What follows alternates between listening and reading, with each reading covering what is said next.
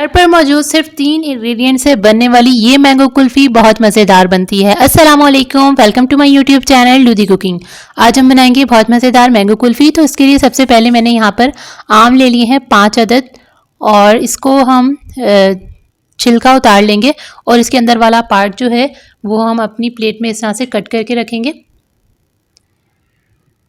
इस तरह से हम मैंगो को कट कर लेंगे और इसके छिलके को हम साइड पर कर देंगे। तो आप चाहें तो इसको ऐसे भी काट सकते हैं, और आप चाहें तो आम का सारा छिलका उतारने के बाद इसको इस तरह से भी कट कर सकते हैं, जैसे कि मैं अब कर रही हूँ। और इसी तरह मैंने सारे के सारे मैंगोज़ जो थे वो कट कर लिए।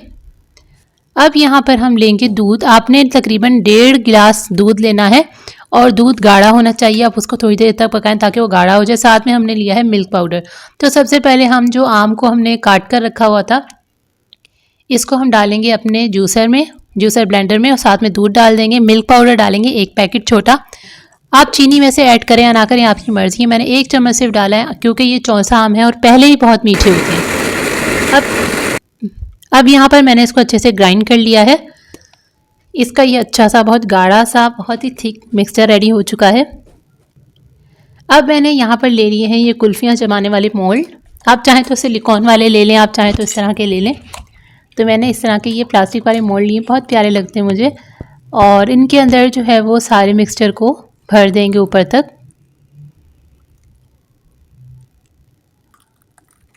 इस तरह ये देखें, ये सारे के सारे मैंने फिल कर दिए। अब हमने इस पर इनका ढक्कन लगाना है और इनको तकरीबन 8 से 10 घंटे के लिए हमने जमने के लिए फ्रिज में रख देना है।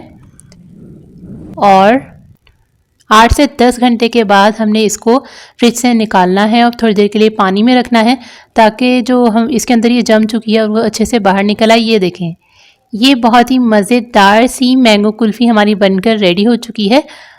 और अगर आज की वीडियो आपको अच्छी लगी तो वीडियो को लाइक कीजिएगा, शेयर कीजिएगा। चैनल पर नए हैं तो चैनल को सब्सक्राइब कर लीजिए। अल्लाह हाफिज़।